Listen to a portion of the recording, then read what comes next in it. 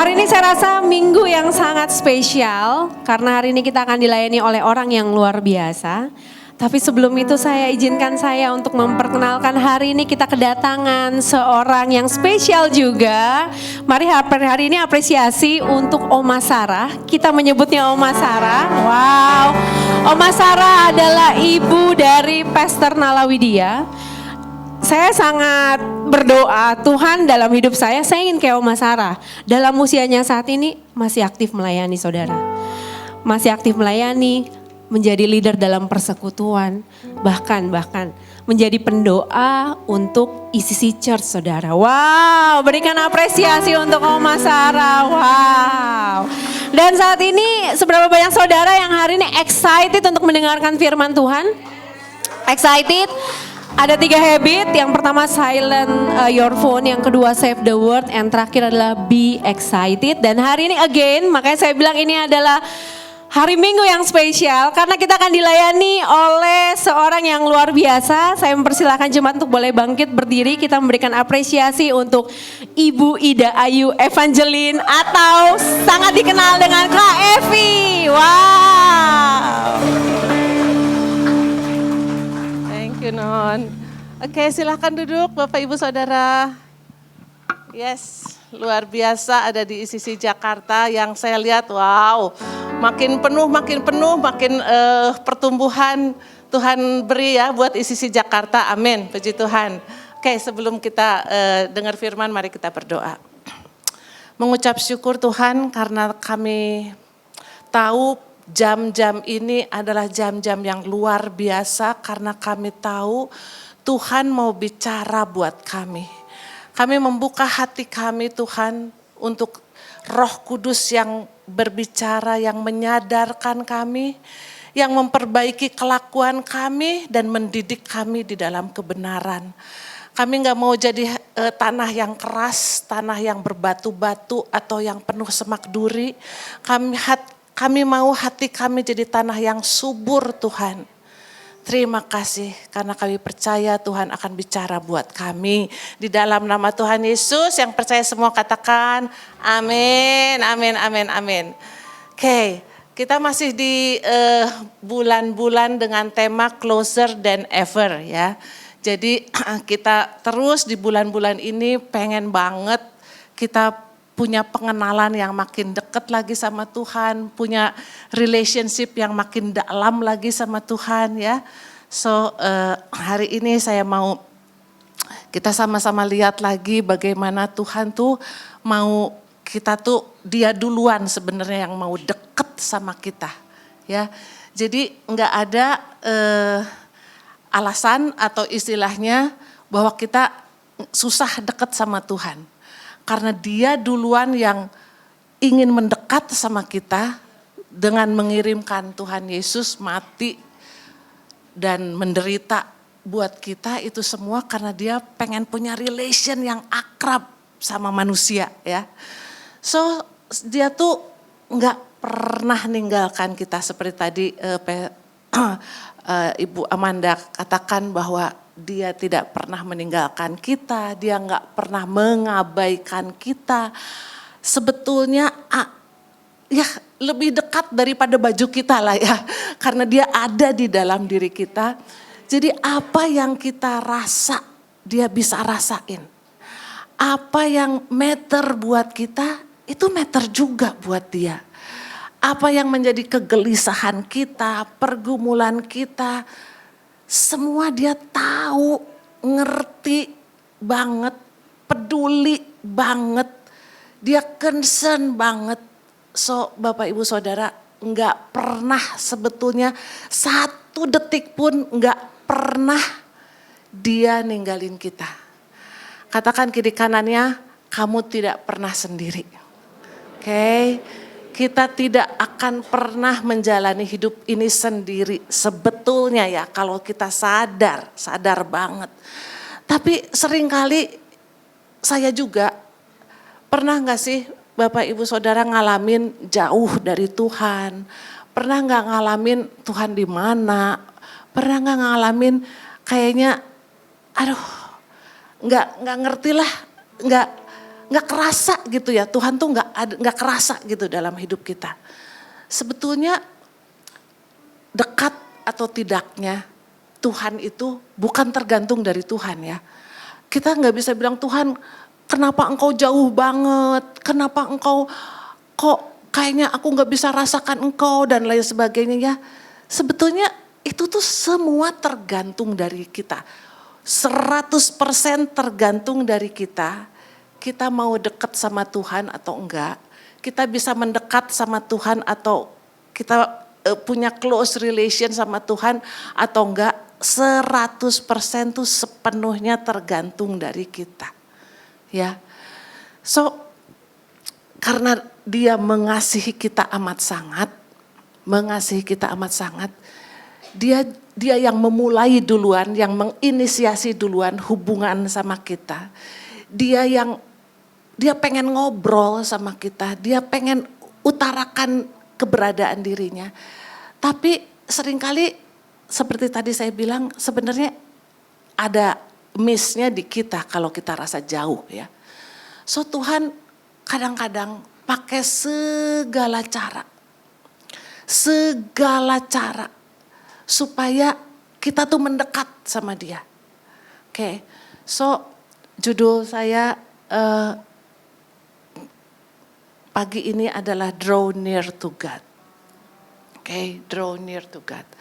Ya, jadi Tuhan bisa pakai segala cara karena Dia tuh pengen deket sama kita. Saya waktu renungkan ini, ya saya berkaca sama diri saya sendiri ya. Yang pertama Tuhan pakai cara yang pertama untuk kita dekat sama Dia ya, yaitu melalui kesusahan atau penderitaan ya, atau pergumulan. Di sini dibilang through affliction ya. Oke, jadi kesusahan itu kadang-kadang diizinkan Tuhan untuk kita tuh datang sama Dia. Ketika kayaknya tembok terlalu tinggi, ketika kayaknya masa depan gelap, kayaknya nggak ada cahaya di depan, kayaknya nggak ada harapan ya. Mazmur bilang seperti ini, Mazmur 119 ayat 71 dikatakan seperti ini. Bahwa aku tertindas itu baik bagiku. Sekali lagi aku katakan bahwa aku tertindas itu baik bagiku. Supaya aku belajar ketetapan-ketetapanmu. Bahasa Inggrisnya dikatakan it was good for me to be afflicted. So that I might learn your decrees. Jadi wow, pemazmur bilang baik loh tertindas. Kayaknya nggak ada gitu dari kita yang akan bilang, oh good banget ya aku susah kayak gini. Enggak ya, tapi yuk kita belajar terus gimana bisa bahwa itu tuh penderitaan kita, kesulitan kita itu sebenarnya tuh megafonnya Tuhan gitu. Panggilan dari Tuhan untuk come to me, draw to me gitu. Kayaknya panggilan Tuhan untuk yuk kamu berpaling. Saya bayangkan kayak Tuhan tuh memaksa saya untuk memalingkan muka saya ke Dia gitu ketika kita mengalami kesulitan ya. Mazmur 119 ayat 67 berkata, sebelum aku tertindas, aku menyimpang, tapi sekarang aku berpegang pada janji-Mu. Saya lately ketemu dua istri yang dalam proses bercerai ya, Lucunya dua-duanya tuh puji Tuhannya punya respon yang benar ya. Punya respon yang benar waktu dia cerita, saya tuh sebenarnya sedang mengurus perceraian segala. Terus saya bilang, aduh I'm sorry, saya bilang gitu, saya prihatin, saya nggak tahu kamu keadaannya begitu. No, it's okay dia, mereka bilang gitu ya. Tapi terus mereka bilang gini, tapi tahu nggak Kak, karena peristiwa ini aku jadi ketemu Tuhan, dia bilang. Aku jadi mendekat sama Tuhan. Aku jadi saat teduh tiap hari Kak. Oh, jadi saya pikir sebelumnya ternyata nggak pernah saat teduh gitu ya. Ya Kak, aku jadi saat teduh setiap hari. Aku jadi selalu kayaknya nggak kuat aku kalau nggak cari Tuhan dulu pagi-pagi. Jadi ketika dia mereka menceritakan kedekatan mereka sama Tuhan, pada saat itu justru mereka nangis berurai air mata gitu ya. Maksudnya terharu karena mereka ketemu sama Tuhan. Karena mereka benar-benar punya relation sama Tuhan. Saya bukan mau bilang bahwa ibu-ibu di sini terus jadi mengalami rumah tangga yang gak baik untuk ketemu Tuhan. Enggak, saya cuma mau kasih contoh. Kalau kita mengalami perkara yang sulit, pergumulan yang sulit dalam hidup, mari berespon benar untuk datang sama Tuhan. Karena itu salah satu cara yang Tuhan pakai. Sekali lagi, salah satu cara yang Tuhan pakai untuk dia pengen kita deket sama Tuhan. Untuk dia pengen kita mengenal Tuhan. Untuk dia pengen menyatakan dirinya seperti apa ketika kita mendekat sama Tuhan. So, jangan kalau kita mengalami kesulitan, jangan terus jadi ngomel-ngomel, jangan terus marah-marah, jangan terus komplain, jangan terus bahkan meninggalkan Tuhan, pahit sama Tuhan, jangan ya. Tapi justru itu tuh kesempatan kita untuk mendekat sama dia dan mengenal dia lebih dekat lagi. Ketika kita nggak ngerti jalan-jalannya Tuhan, ketika kita aduh Tuhan kok gini-gini amat ya, kok kayaknya mentok aja, kok kayaknya jalan ke sini nggak berhasil, jalan ke situ, kayaknya kita nggak ngerti banget gitu sama Tuhan ya, sama jalan-jalan yang kita sedang lalui ya. Kadang-kadang memang kesulitan itu karena salah kita, tapi kadang-kadang juga memang kayaknya ya datang aja gitu ya, karena kita hidup di dunia yang nggak sempurna kan. Jadi kalau kita lagi nggak ngerti sama jalan-jalannya Tuhan, percaya sama hatinya Tuhan, bahwa dia mengasihi kita, selalu ingat lagi bahwa pengorbanan Tuhan Yesus tuh jangan take it for granted ya. Kita sebagai orang Kristen tuh kadang-kadang udah kayak biasa aja gitu, kayak biasa aja Tuhan Yesus mati menderita buat saya, menebus dosa saya, udah kayak biasa gitu. Saya pernah datang seorang anak muda ke saya untuk ya curhat lah, konseling lah, dia ceritakan kehidupan dia yang wah kayaknya buruk banget, banyak sepertinya kehidupan dia tuh miserable banget gitu. Di kantor dibully lah, dijegal lah, apalah banyak. Sampai dia tuh kayaknya pahit sama Tuhan. Terus saya bilang gini, sebentar saya bilang, sebelum kita terusin ya, menurut kamu pengorbanan Tuhan Yesus buat kamu itu udah cukup atau belum? Enggak, belum cukup. Waduh, saya jadi berhenti, enggak mau lagi menasehati dia. Karena buat dia, Tuhan Yesus mati, menderita, menebus hidup dia tuh enggak cukup. Enggak cukup. Harus ditambah dengan karir yang bagus, harus ditambah dengan ya uang gaji yang besar, harus ditambah dengan banyak hal, deretan daftar yang dia bilang, oke, kalau kayak gini Tuhan baik. Saya sedih sih sebenarnya, karena kita sadar nggak bahwa pengorbanan Tuhan Yesus mati menderita buat kita itu tuh that is more than enough. More than enough kalau kita sadar itu banget ya. Ya betul di dunia ini kita banyak pergumulan, di dunia ini kita banyak perlunya, di dunia ini kita banyak masalah, betul. Tapi sadari satu itu dulu. Sadari dulu itu, kagumi dulu itu. Bukan cuma appreciate tapi very very grateful untuk pengorbanan Tuhan Yesus buat kita. Baru terus kita bisa melihat semuanya dari kacamata yang berbeda ya.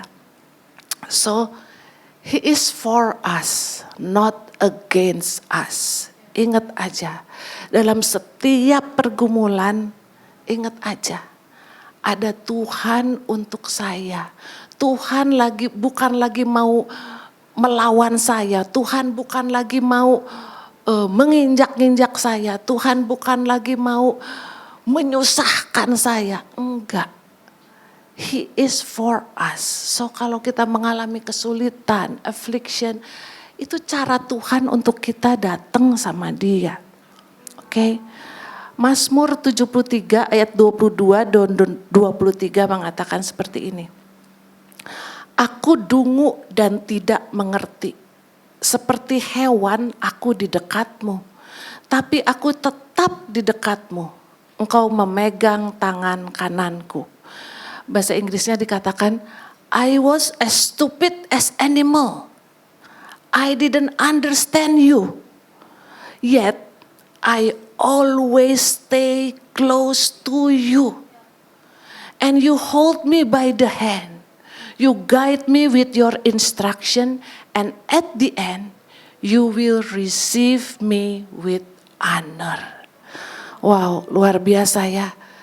Ketika kita enggak ngerti, seperti saya bilang tadi dengan jalan-jalannya Tuhan, Dia bilang di sini I was stupid as animal, udah kayak binatang aja nggak punya pikiran, udah mentok aja, udah kayaknya udah senseless banget, udah nggak ngerti mesti gimana. Tapi pemazmur mengatakan tapi I always stay close to you. Aku tetap mau dekat sama Tuhan, biar aku gak ngerti jalan-jalannya Tuhan, biar aku masih dalam penantian ini, kenapa penyakit gak sembuh-sembuh ini. Wah, banyaklah yang terjadi dalam diri kita ya, saya mengerti, saya tahu, saya alami juga. Bahkan tapi pemazmur bilang I always stay close to you. Jangan sampai kita malah menjauh dari Tuhan karena kesulitan kita ya. Di sini dikatakan ketika kita dekat sama Tuhan, you hold me by the hand, Dia pegang tangan kita, Dia akan tuntun kita, Dia pasti tuntun kita. Dan di sini dibilang at the end, you will receive me with honor. Tuhan tuh akan memberkati kita. Pada akhirnya kita akan lihat gimana Tuhan menolong kita dan memberkati kita. So, I encourage, saya dorong untuk setiap Bapak Ibu Saudara kita semua yang lagi mengalami pergumulan, tetap dekat sama Tuhan ya. Karena itu cara Tuhan untuk kita berpaling kepada Dia ketika kita sulit. Oke, cara yang kedua adalah kita tuh seringkali dibawa sama Tuhan dalam kesendirian.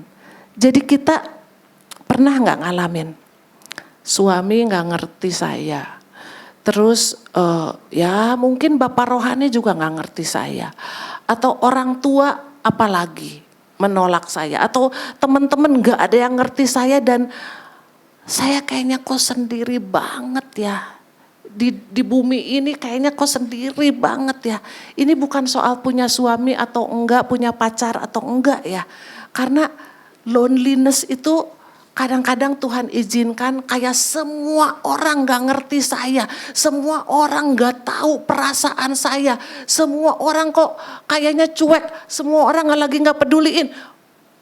Ya saya suka ngalamin kayak begitu ya. Jadi tapi saya tahu ketika kita merasa very lonely. Akhirnya kita bisa mengalami banget bahwa cuma Tuhan yang bisa jadi sandaran kita, yang jadi andalan kita, yang ngerti banget perasaan kita. Biar pasangan juga, dia bukan Tuhan, seringkali mengecewakan. Biar senior pastor juga suami saya. Ya namanya manusia, senior pastor bukan dewa ya. Sering kali mengecewakan, sering kali aduh aku lagi susah gini kok kayaknya dia selewat aja gak merhatiin keluhan aku dan lain sebagainya lah ya. Jadi tapi itu saat-saatnya kita bisa ngalamin, aduh Tuhan luar biasa banget. Cuma Tuhan yang ngerti banget apa yang kita alami. Lalu yang ketiga, bagaimana cara Tuhan untuk menarik kita dekat. Dia tuh melalui ketidaknyamanan. Oke lah, mungkin Bapak Ibu Saudara ada yang, oh aku baik-baik aja, teman-temanku baik aja, aku gak pernah lonely. Pokoknya aduh anak baik, uang selalu ada, tabungan banyak, suami baik. Wah pokoknya benar-benar hidup gak ada masalah yang berarti lah, everything is okay ya. Saya terus terang khawatir dengan zona comfort ya, dengan zona kenyamanan.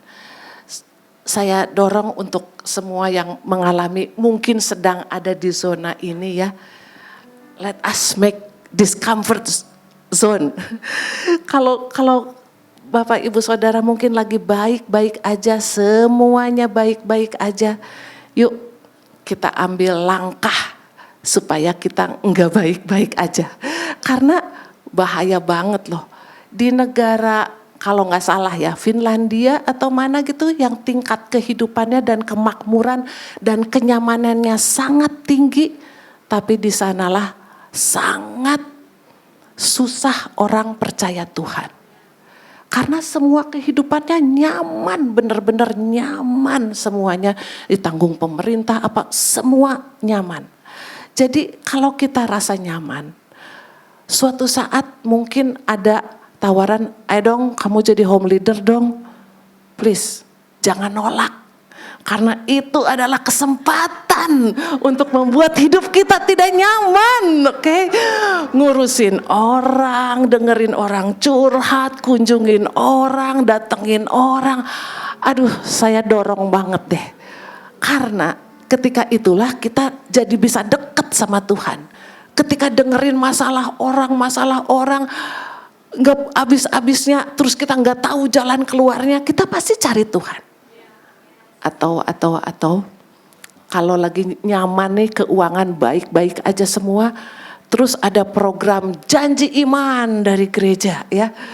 Waduh, ini gimana sih, ada-ada aja nih minta uang lagi gitu ya. Tapi saya ingat banget Pak Wahyu Hanafi mungkin ada beberapa yang kenal. Itu terngiang-ngiang terus buat saya. Bukan karena saya istri pastor, enggak ya. Justru untuk saya pribadi, karena saya juga di marketplace kan. Jadi dia bilang gini, bersyukur ya. Dia waktu itu khotbah di ICC Bandung. Bersyukur kalau gereja kamu tuh ada program janji iman.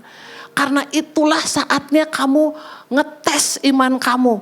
Masih ada atau enggak katanya. Kalau kamu disuruh kasih uang, diminta sama Tuhan kasihin uang, coba Tuhan tuh mau ngetes kamu tuh hidupnya masih bersandar pada uang atau enggak katanya. Jadi bersyukur, jangan bilang janji iman lagi, jangan bilang gitu, kamu bersyukur. Saya ingat banget Pak Wahyu Hanafi bilang gitu. So one day ada janji iman, saya harus nikahin anak tahun 2000 berapa ya, itu 2021 kah? Oke 2022 mungkin, itu bulan Juni. Saya udah kumpulin uang gitu ya untuk menikahkan anak. Tapi di bulan Desember ada tantangan janji iman. Aduh kalau udah gitu ya, suka takut gak sih nanya sama Tuhan, Tuhan saya mesti ngasih berapa ya? Takut gitu karena Tuhan selalu kasihnya yang fantastis gitu ya. Tapi enggak lah, oke Tuhan, oke. Saya mau masuk zona discomfort. Oke Tuhan mau saya kasih berapa? Tahu apa yang Tuhan bilang? Kasihin semua uang tabungan untuk nikahin anak katanya. Aduh. Jadi oke, saya taat sama Tuhan, saya kasihin semuanya. Semuanya yang saya tabung, semuanya saya kasihin. Menikah bulan Juni, Desember kosong lagi tabungannya. Oke Tuhan, oke. Saya mau closer than ever sama Tuhan. Tahu nggak? Satu hal yang gampang banget membuat kita khawatir adalah soal uang ya. Jadi makanya cara untuk kita deket sama Tuhan itu lewat uang juga loh. Jadi saat itu saya benar-benar surrender total sama Tuhan.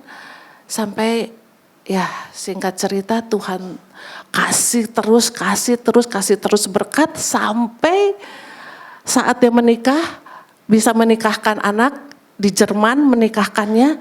Dan tahu Bapak Ibu Saudara, itu uang ternyata terkumpul sampai kelebihan.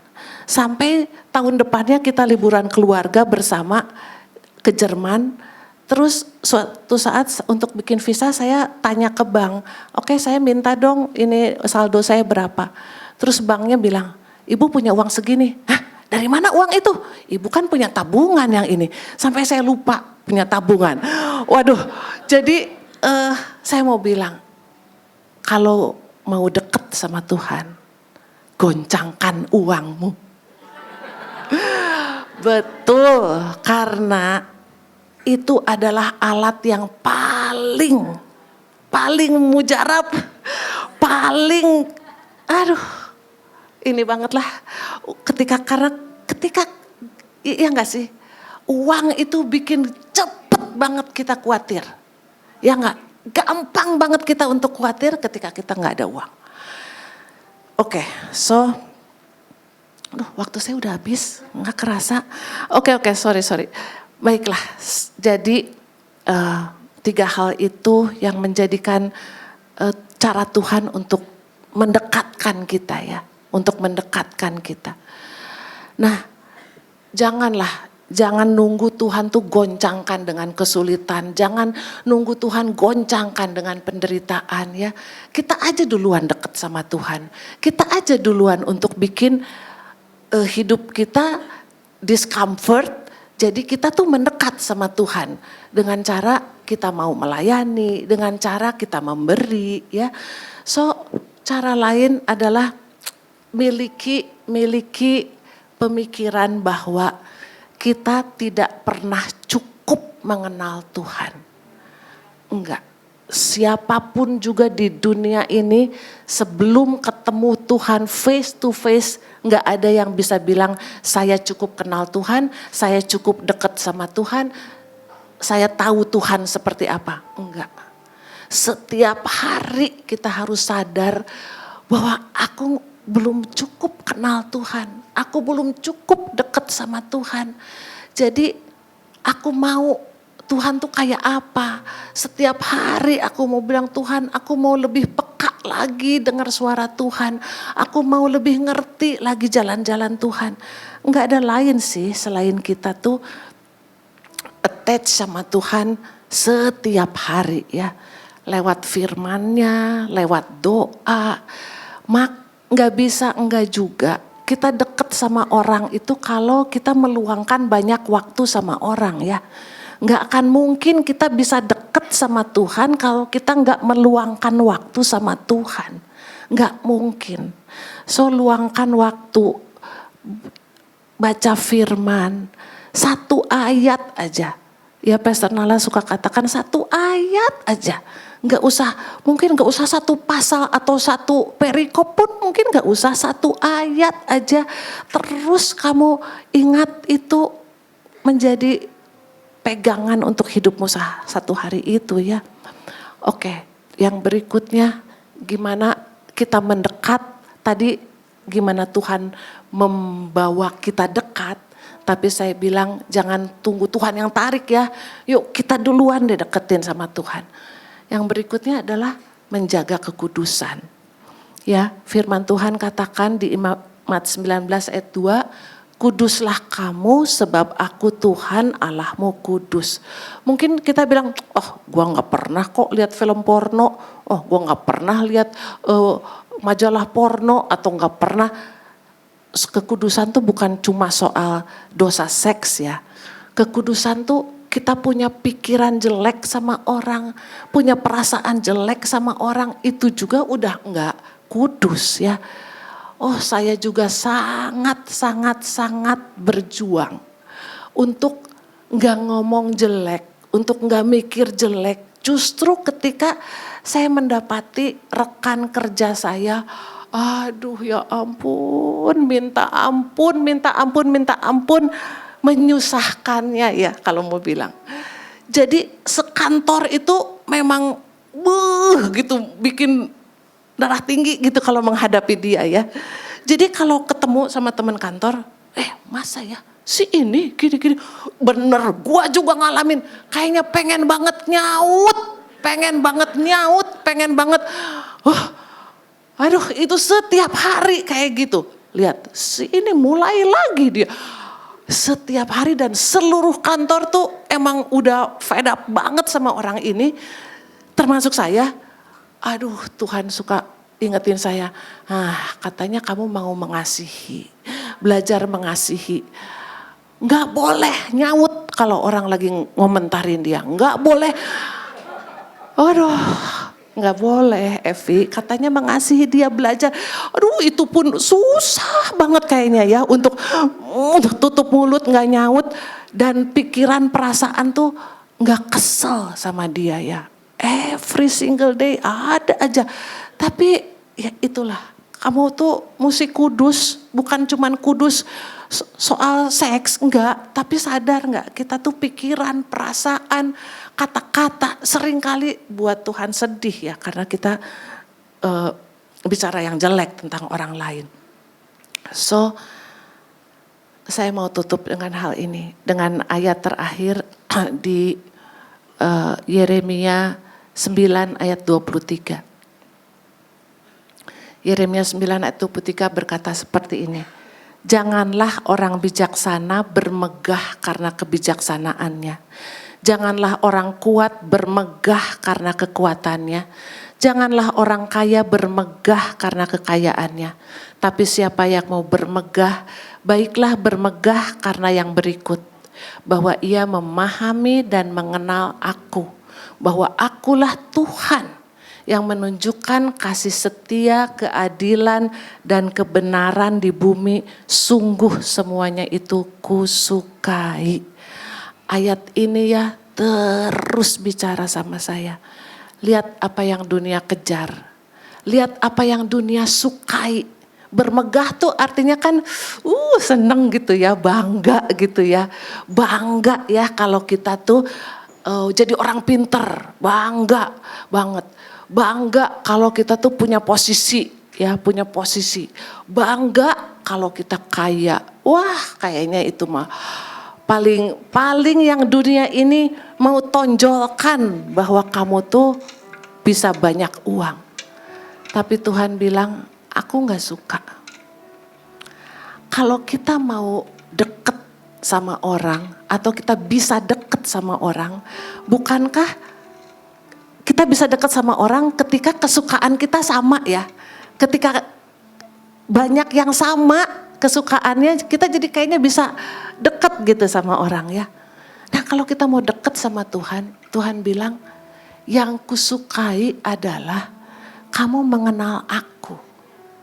Bahwa aku yang menunjukkan kasih setia, keadilan, kebenaran di bumi. Jadi saya juga remind lagi, apa sih yang aku kejar? Saya nggak menentang orang pinter, orang punya posisi, good banget ya. Orang kaya, enggak sama sekali enggak.